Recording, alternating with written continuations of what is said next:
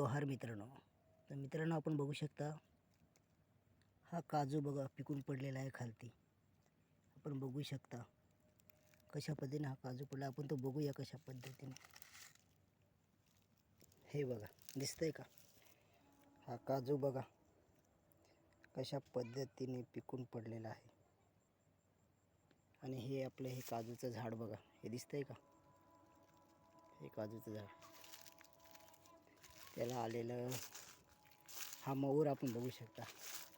हे बघा मोहर दिसतंय का? हा मोहर आणि त्याच्या पडलेला हा काजू. हे बघा, हा काजू.